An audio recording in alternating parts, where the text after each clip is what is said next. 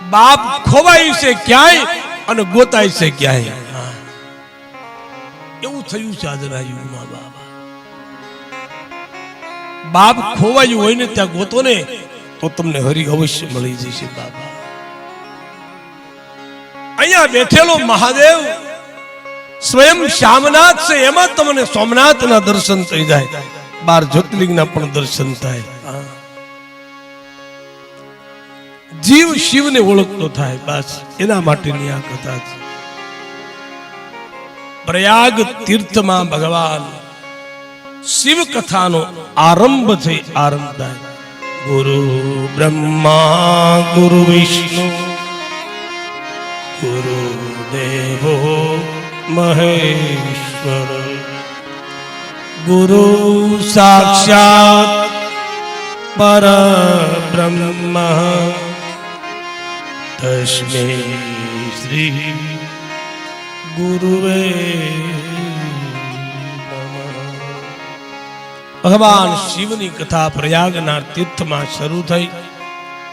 શિવ કથા એ જ્ઞાનની જ્યોત છે. બાપ જ્ઞાન વગર અંધારું છે, યાદ રાખજો. જગતમાં જ્યાં સુધી આપણા પરિવારમાં જ્ઞાન ન હોય, વિદ્યા ન હોય, તો એ અંધારામાં છે. બાપ સત્સંગ રૂપી, સમજણ રૂપી જ્યારે માનવીમાં જ્ઞાનની જ્યોત પ્રગટે ત્યારે અજવાળા પથરાવા લાગી. બાપ ઓજસ થઈ જાય. પ્રયાગમાં જ્યારે કથા હરિકથા શરૂ થઈ, પ્રયાગનો સુંદર એવો કિનારો છે, સંતો જ્યાં નિવાસ કરે છે એવી ભૂમિ. બાપા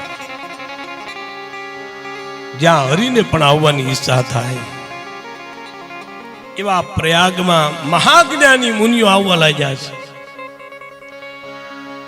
અને બધા જ્ઞાન સત્રમાં આવ્યા છે. ગંગા યમુના તટે ઉત્તમ પ્રકારના વતવાળા સત્યપ્રિય સત્યશોધક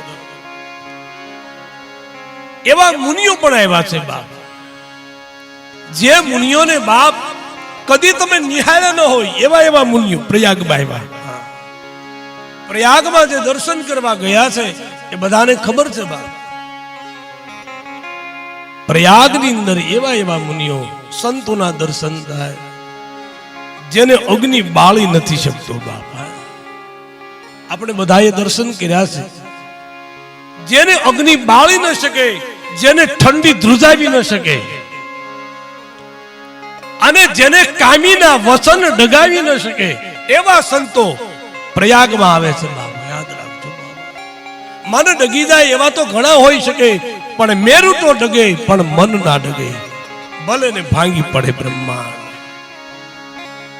આવા સંતો પ્રયાગમાં આવ્યા છે. સગળા મુનિઓ હતા. એને વંદની શૌનક મુનિ પણ હતા.